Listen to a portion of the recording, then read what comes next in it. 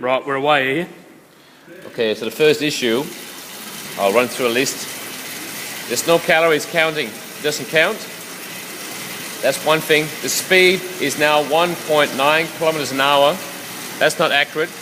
We think the wattage is very accurate, looks pretty accurate, but there's no counting of speed or calories.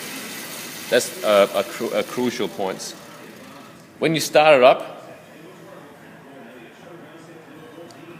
it asks for, it's a 78, don't know what it is, and it asks for age. We don't know why, because it's not important unless you use the heart rate.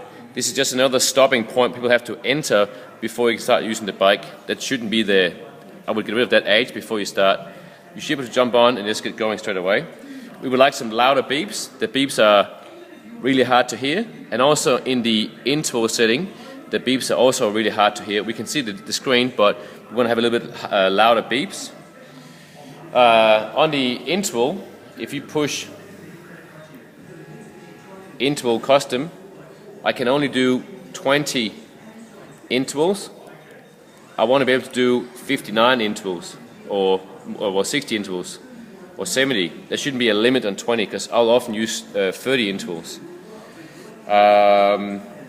Also, when you then enter the time, the work time, I can't go beyond 59 seconds.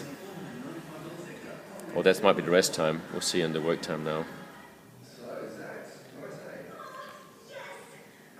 I can't do more than 59 seconds. That's a big mistake.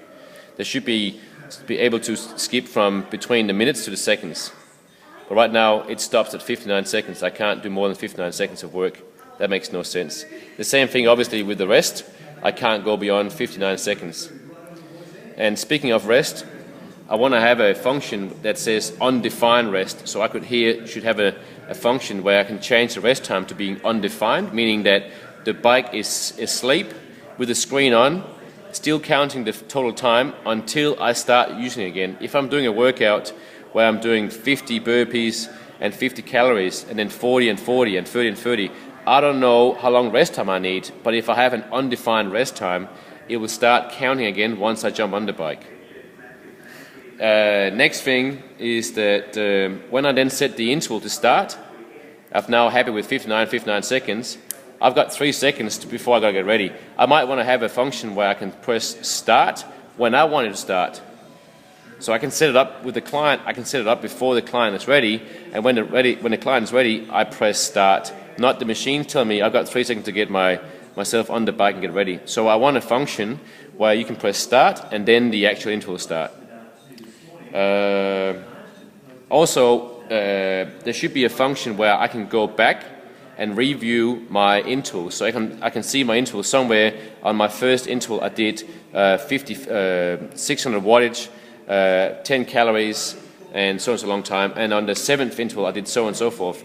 That is very important to track down data for athletes to know if they're on target. And also, if I give somebody a task of doing a certain amount of calories in 30 seconds over 30 repetitions, they can't actually remember whether they did the actual target. So a way you can go back and review the workout.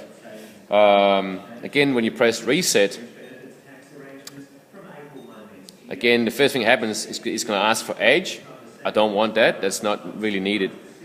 If I'm going into one interval, I can't actually go there unless I have to go past that age thing. If I go into one interval and I use that interval, again, I don't have a chance to stop the interval. I have to go straight away.